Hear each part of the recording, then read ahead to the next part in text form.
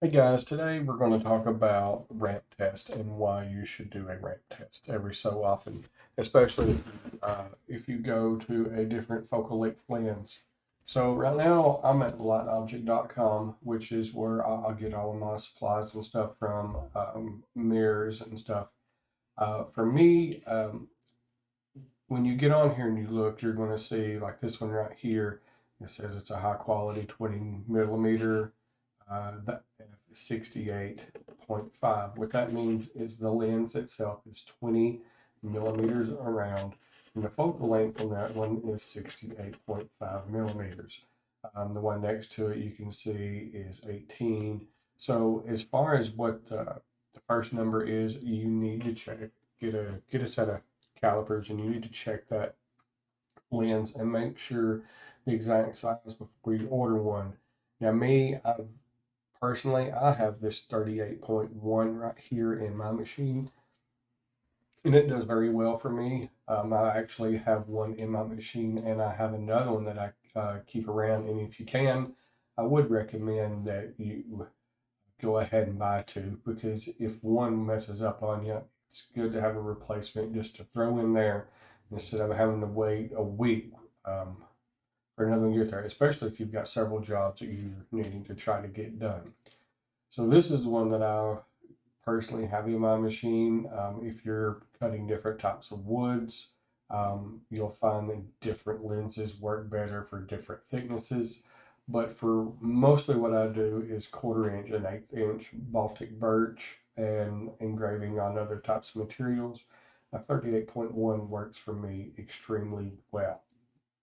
So once you get your lens, the first thing you're going to want to do is you're going to want to do a ramp test. Now, why do you want to do a ramp test? Well, I've tried to make a little diagram here in VCarve.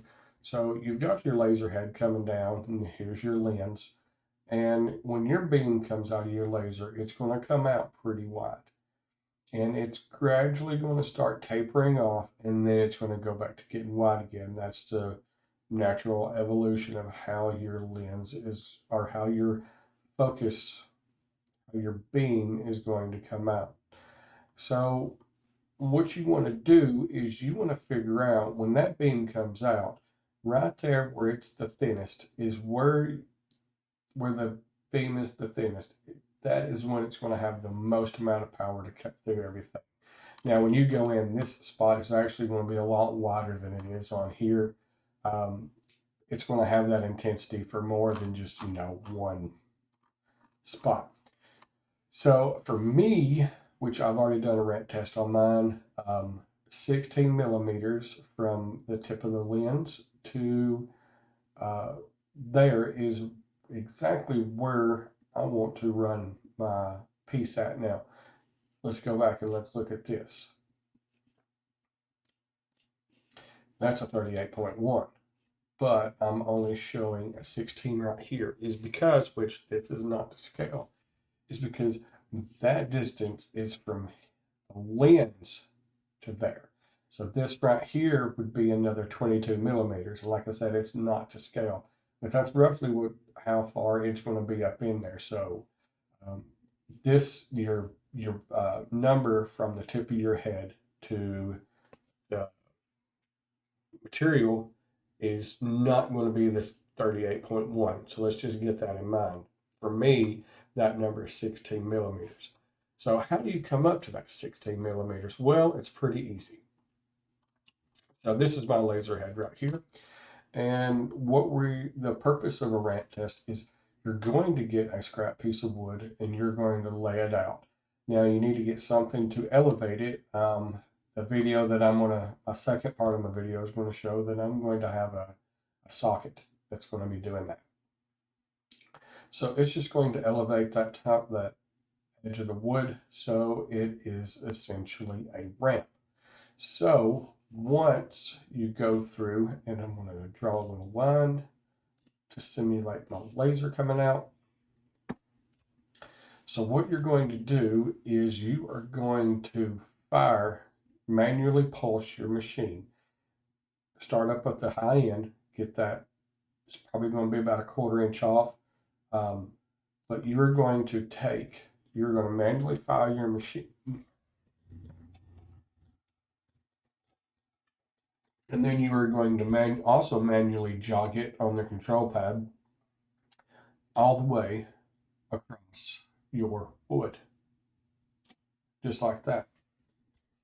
So when you get done with that, you're going to look at your material. Sorry guys, I'm dealing with a sinus infection right now. You're going to look at your material and you're going to see that up here where your beam was extremely close to the wood, that beam is going to be coming out of the machine, is going to be hitting wide, just like it shows here. It's going to be hitting wide. So as you gradually move this all the way down to the other end,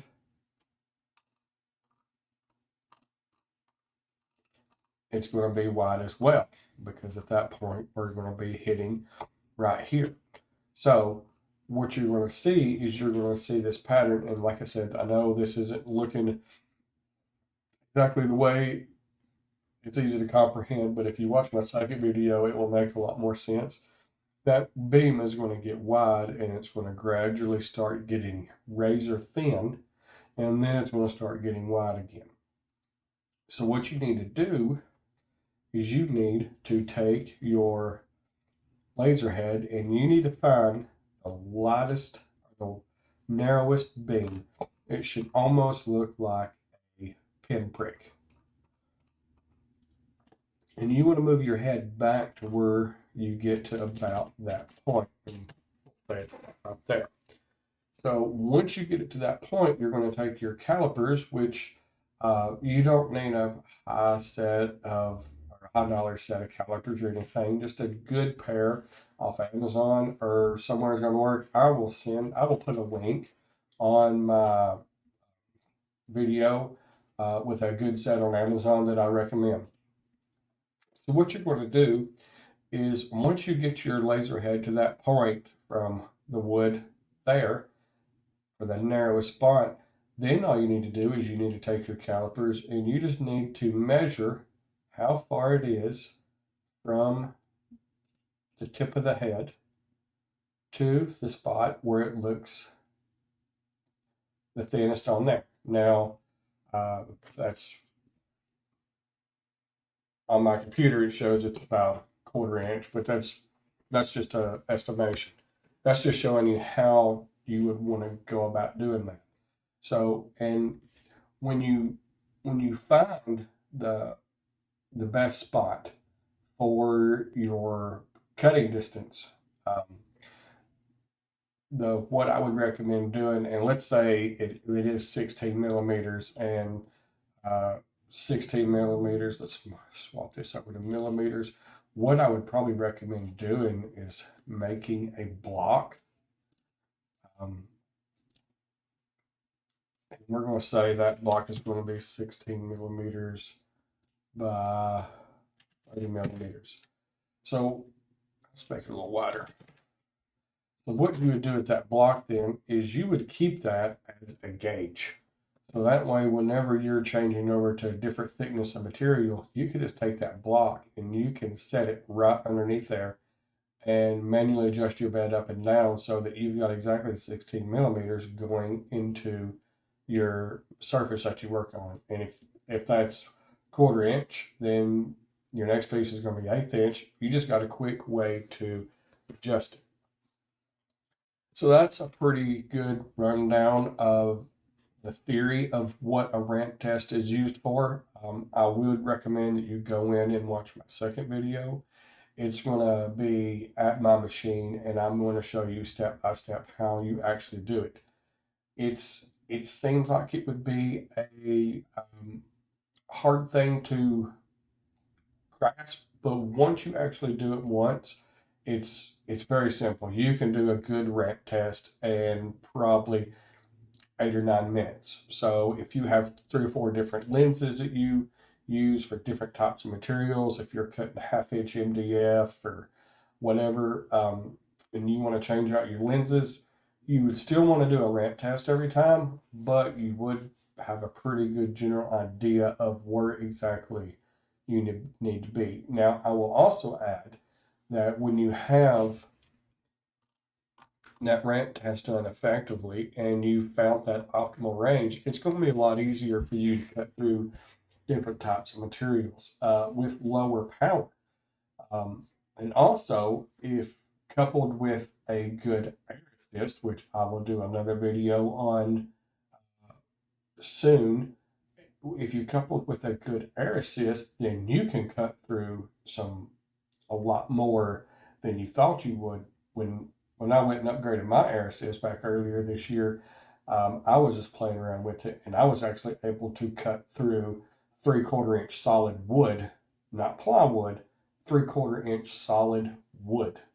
Um, and I cut through at less than 50% power, and I was very surprised.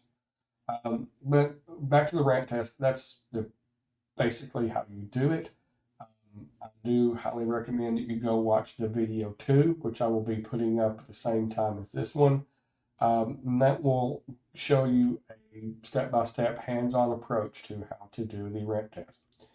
In the meantime, don't forget to subscribe to my channel. If you've got any questions, drop them below, and I will try to answer them as I can. But in the meantime, get out there and have fun.